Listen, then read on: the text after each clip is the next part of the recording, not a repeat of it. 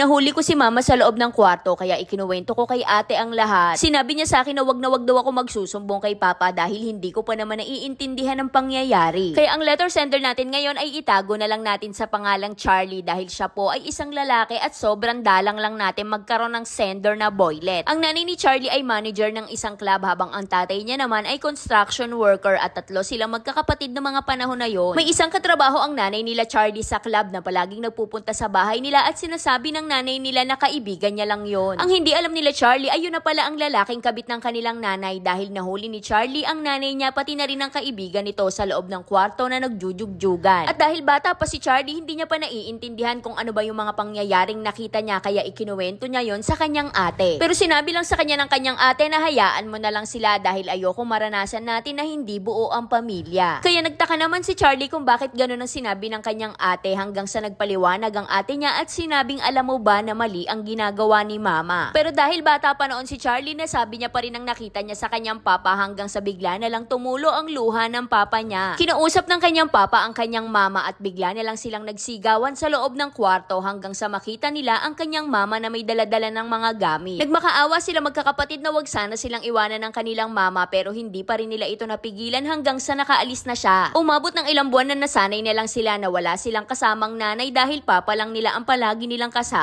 Pero dito na rin nagsimulang malulong ang papa nila sa masamang bisyo hanggang sa nagising na lang sila ng isang araw na wala na rin ang kanilang papa. Naghintay sila na maghapon pero umabot na ng kinagabihan ay wala pa rin ang kanilang papa hanggang sa bigla nilang may kumatok. Natakot sila magkakapatid dahil gabing-gabi na noong mga oras na yon hanggang sa narinig nila ang boses ng kanilang mama. Bigla na lang silang nagtakbuhan sa sobrang tuwa at naiyak na lang dahil bumalik na ang kanilang ina. Napatanong na lang sila sa kanilang mama kung nasaan na ang kanilang papa at sinabi ng mama nila na nakakulong na ang kanilang papa. Sinabi ng kanilang mama na sinugod niya ako sa loob ng club at kinaladkad niya ako palabas ng club. Kaya mama na nila ang nakasama nila sa loob ng 10 buwan pero nakaranas lang sila ng pananakit sa kanilang mama dahil palagi itong galit sa kanila. Kasama rin nila ang kabit ng nanay nila na umaatin ang hearing ng kanilang papa pero hindi sila nakakapasok sa loob ng courtroom. Kaya nung minsan ay nagtanong sila sa isang pulis na nakabantay sa pinto kung pwede ba nilang kausapin ang kanilang papa. Pinayagan naman sila pero kailangan bilisan lang hanggang sa ikinuwento sa kanila ng kanilang papa ang pangyayari. Hanggang sa isang araw na nagising na lang sila na wala na rin ang kanilang mama at wala na rin ang kanyang mga gamit. May pagkain na sa lamesa at nakahanda na rin ang mga plato. Ang hindi nila alam na magkakapatid yun na pala ang araw na lalaya na ang kanilang papa sa kulungan. Kaya habang kumakain sila ay sabay-sabay silang nag-iiyakan sa sobrang saya dahil nakalaya na ang kanilang papa. Pero bigla na lang huminto sa pagsusustento sa kanila ang kanilang mama hanggang sa matapos ang pandemic. Dahil hindi nila alam na buntis na pala ang kanilang mama at nalaman lang nila yon nung minsang nagkita sila para kumain sa labas. Kaya bigla na lang nakapagsalita ang ate ni Charlie at sinabing hindi ko matatanggap na kapatid yang anak mo sa lalaki mo. Hanggang sa makapanganak na ang mama nila pero hindi pa rin nila matanggap na magkakaroon na sila ng kapatid sa labas dahil sobrang hirap tanggapin. Hanggang sa dumating ang panahon na hindi na sila nakakabayad ng renta kaya kinausap nila ang may-ari ng bahay na baka pwedeng bigyan pa sila ng palugit. Kaya kinausap sila ng kanilang mama na baka pwedeng doon na lang daw muna sila tumira sa bahay na tinutuluyan nila kasama ang lalaki niya. Pero kahit anong pakiusap sa kanila ng kanilang mama ay hindi sila napapayag na magkakapatid hanggang sa mismong papa nila ang nakiusap sa kanila. Kaya parang bigla na lang silang nawalan ng choice kundi sumama sa kanilang mama pero bago sila sumama ay tinanong muna nila ang kanilang papa kung saan na siya titira. At ang sabi naman ng kanilang papa ay wag nyo kung isipin mga anak, ang importante ay may bahay kayo at meron kayong matutulugan. Basta palagi nyo lang tatandaan na kahit magkakalayo tayo ay mahal na mahal kayo ni papa. Hanggang sa makalipat na sila ng bahay at nakasama nila sa iisang bubong ang lalaki ng kanilang mama pati na rin ng 1 taong gulang nilang kapatid. Kinailangan na lang nilang sanayin ang kanilang sarili dahil wala naman silang pagpipilian pero nag-usap naman ang kanilang mga magulang na magkakaayos na sila. Kaya hanggang sa huli ay kapatawaran pa rin ang mananaig ngayon na magkakasama na kami ng lalaki ni mama at si papa naman ay naiwan mag-isa doon sa trabaho niya. May maliit na bahay siyang inuupahan at linggo-linggo siyang nagpapadala ng sustento para sa aming magkakapatid kaya hanggang dito na lang Ate Charis. At dahil dyan, bigyan lang natin ng point of view yung sinasabi niyang kapatid sa labas. Dito sa sinabi niya na hindi nila matatanggap na magkakaroon na sila ng kapatid sa labas. Kasi medyo marami din akong kakilala na anak sila sa pangalawang pamilya at hindi sila matanggap ng unang pamilya. Para sa akin kasi, alam nyo, hindi naman sila galit dun sa mismong anak. Yung iba kasi hindi nila agad matanggap kasi nagbunga yung paglulokong ginawa ng mga magulang nila. Kumbaga nadadamay na lang sa galit yung naging bunga ng ginawang pagluloko. Kasi kung tutuusin, wala naman talagang kasalanan dito yung anak sa labas, anak sa gigilid, anak sa sa loob ng kwarto kahit saang anak ka pa. Kasi kung meron mang mga nagkamali dito, siya yung nagloko at nagkaroon lang talaga ng bunga. Pero kahit papano ay happy na tayo para kay letter sender dahil natututunan na nilang mahalin ang kapatid nila.